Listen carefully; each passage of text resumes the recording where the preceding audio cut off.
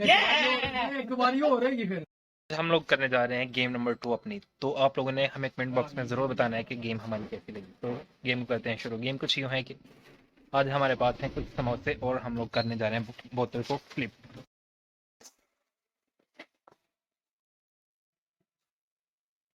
हम लोग कर रहे हैं छोटे लेवल से अपना काम शुरू, यानी कि गेम छोटे लेवल से शुरू कर रहे हैं और आहिस्ता आहिस्ता आहिस्ता बड़ी साइड पे जाएंगे। समोसा है मीठी चटनी पे। पहली बार ये समोसा नहीं मिलना एक ही है। ओह नो, ओके टाइम हम बोल सकते हैं।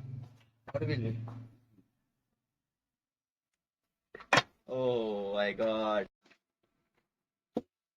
एक बारी हो रहेगी फिर।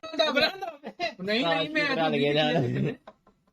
चलो इधर कैमरा मार। सेट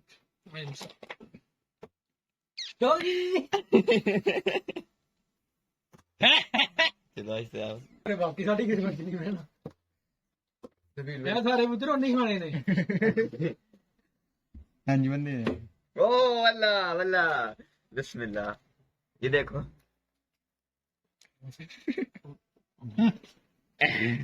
तो ये कौन हो? जाके चल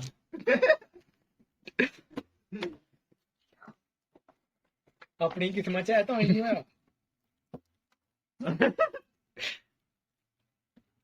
मोला समोसा लिख दे। मेरी पप्पा की आया भी मिलाना में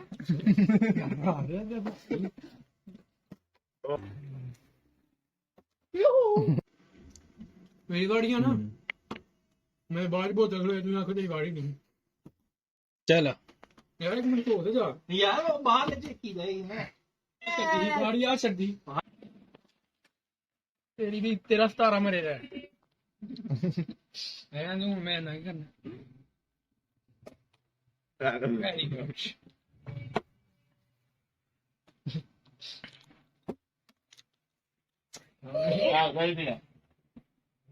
चल मत तू कर ले नमक।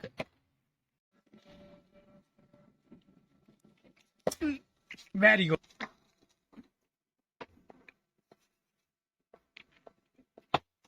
वल्ला वल्ला और मोला एक ही पूरा चल। वल्ला वल्ला वल्ला वल्ला वल्ला।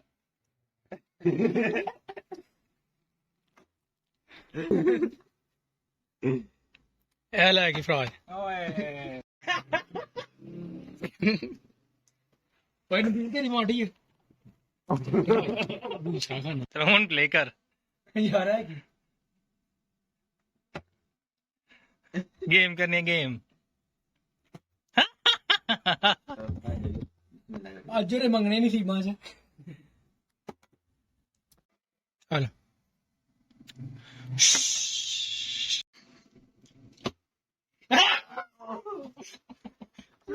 मंगात लेन यार भाई ये क्या समोसा जे समोसा नसीब है वो भी चटनी होती है। बहुत आओ तक एक शान भाई प्रोग्राम है कल इंशाल्लाह को आप होंगे की होंगे।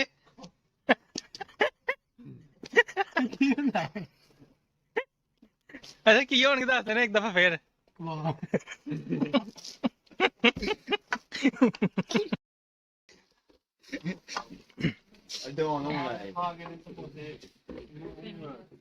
डॉन साहब तुम लेट हो गए आज।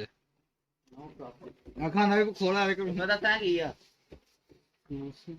अच्छा उधर मुंह का वो दे समोसे उधर 10 समोसे ना वो भी पल्ली में नहीं देता पैसे खाने में